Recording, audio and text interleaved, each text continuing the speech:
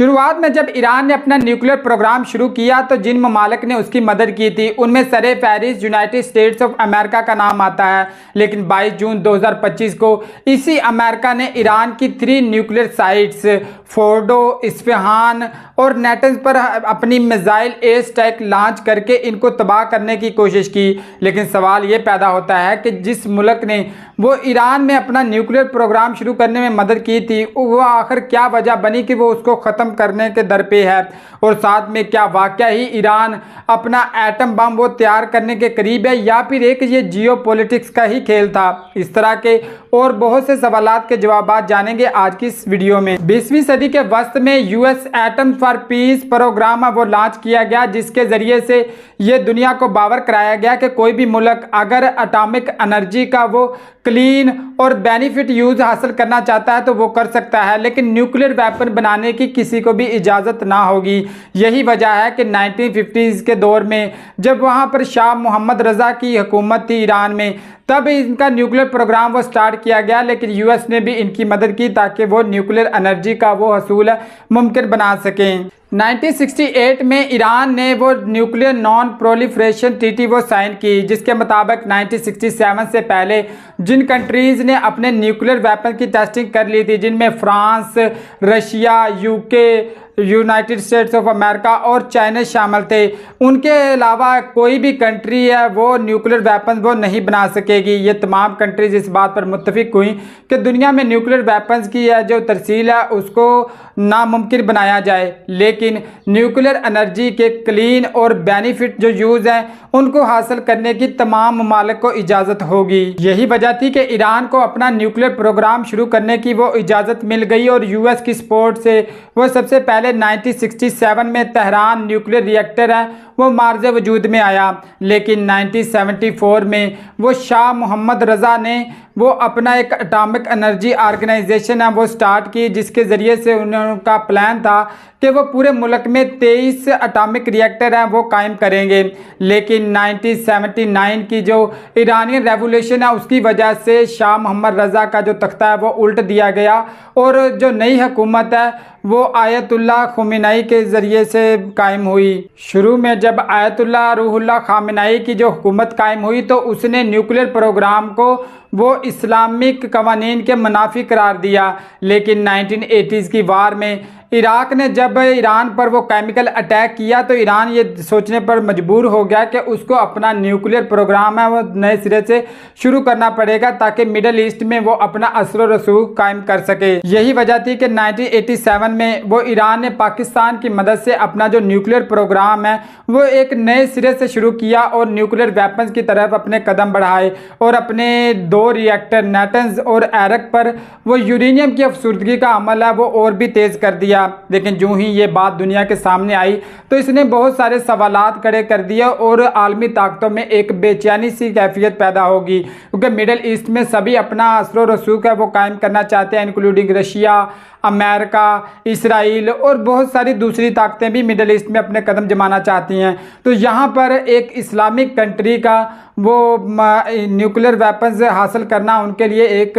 ख़तरे की अलामत समझा जाने लगा था। यही वजह थी कि उन्होंने अपना पूरा का पूरा फोकस ही ईरान पर कर दिया कि किसी तरीके से इनको रोका जाए कि वो न्यूक्लियर वेपन्स है वो ना बना सके। 2002 में ईरानी नेशनल काउंसिल ऑफ रेजिस्टेंस ने वो अपने 2 रिएक्टर नेटन्स और एरक पर जो यूरेनियम की अफसुर्दगी हो रही थी उसको वो एक्सपोज किया, जिसकी वजह से 2003 में इंटरनेशनल एटॉमिक एनर्जी एसोसिएशन ने इस बात की तस्दीक कर दी कि ईरान में वो यूरेनियम की जो अफसुर्दगी है वो क्लीन एनर्जी से कुछ बढ़कर है, यानी कि वो न्यूक्लियर वेपन्स की तरफ उनका इशारा था कि ईरान इस वक्त जा रहा है। यही वजह थी कि 2003 के बाद वो यूरोपीय यूनियन के बेजा प्रेशर की वजह से आर्जी तौर पर ईरान ने अपना प्रोग्राम है और यूरेनियम की अफसुर्दगी है उसको वो बंद कर दिया। लेकिन कुछ ही अरसे के बाद ईरान ने अपना न्यूक्लियर प्रोग्राम है वो दोबारा से रिज्यूम किया और साथ में 2009 में वो फोर्डो का न्यूक्लियर रिएक्टर भी मंजर आम पर आ गया, जिसकी वजह से जो इंटरनेशनल कम्युनिटी है वो और भी तजब्जुब का शिकार हुई। यही वजह थी कि 2015 में वो रशिया,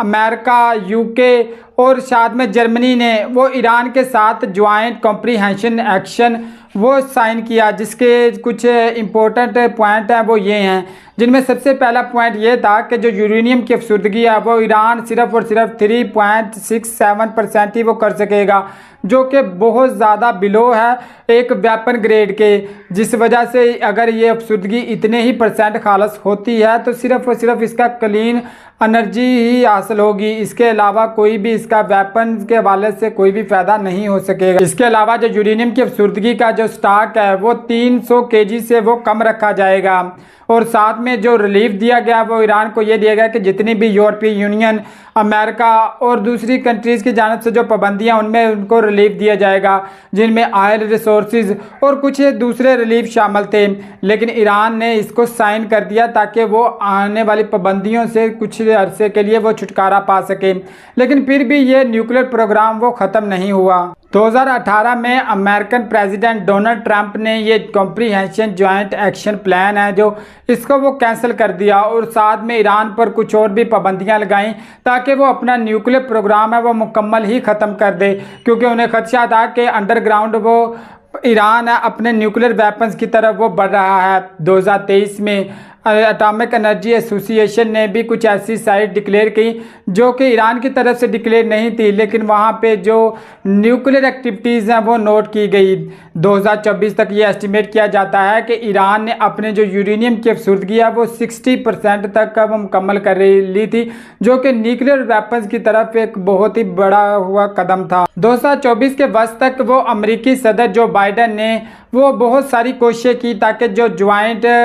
कॉम्प्रिहेंशन एक्शन प्लान है उसको वो दोबारा से वो रिवाइव कर सके, जिसे डोनाल्ड ट्रंप ने 2018 में वो कैंसिल कर दिया था। लेकिन उसकी कोशिशें कारगर साबित ना हो सकी, जिसकी वजह से ये 3 स्टेट्स इंक्लूडिंग ईरान, अमेरिका और इसराइल, इन तीनों के दरमियान वो कशीदगी और भी बढ़ती गई, क्योंकि इसराइल है वो बज़ाते खुद चाहता था कि ईरान का जो न्यूक्लियर प्रोग्राम है उसका खात्मा किया जा सके, क्योंकि वो इसे अपने लिए एक बड़ा ख़तरा समझता था, क्योंकि मिडल ईस्ट में वो अपना एक असर और रसूख कायम करना चाहता था और साथ में मिडल ईस्ट के बहुत सारे मुल्कों और इलाकों को अपने अंदर शामिल करना चाहता है। जिस वजह से अगर कोई न्यूक्लियर साइट इसमें निकलती है तो वो उसको मुखालफत उसका करना एक फितरी बनता था, क्योंकि उन्हें ख़तरा था कि आने वाले वक्त में उनके लिए वो मसाइल पैदा कर सकते हैं। और ईरान के साथ तो वैसे भी उनकी जो क्लैश हैं वो किसी से ढके छुपे नहीं थे। यही वजह थी कि इसराइल ने और भी दबाव बढ़ाना शुरू कर दिया अमेरिका पर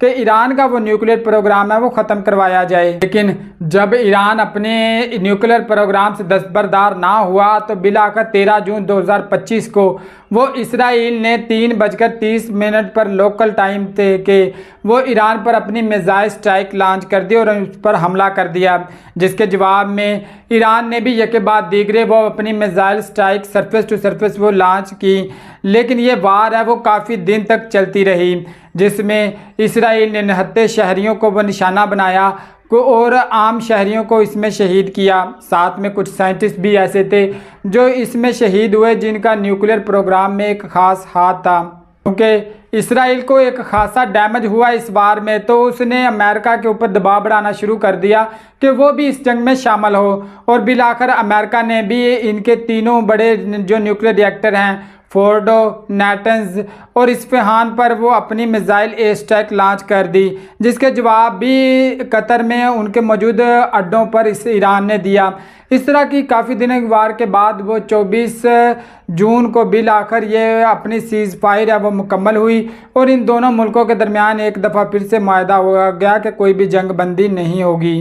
लेकिन सवाल ये पैदा होता है कि क्या ईरान अपने जो न्यूक्लियर प्रोग्राम से दस्तबरदार हो चुका है? तो ये इसका जवाब है बिल्कुल भी नहीं। न्यूक्लियर प्रोग्राम से दस्तबरदार नहीं हुआ, क्योंकि अमेरिकन पॉइंट ऑफ व्यू के हिसाब से वो इनकी मेजर जो न्यूक्लियर रिएक्टर हैं उनको तबाह कर दिया गया है। लेकिन ईरान ये एक चीज़ कन्फर्म करता है कि हमारे जो न्यूक्लियर रिएक्टर वो मुकम्मल तबाह नहीं हुए, बल्कि हम इनको फिर से वो रिवाइव करेंगे और अपना न्यूक्लियर प्रोग्राम है वो रिज्यूम करेंगे।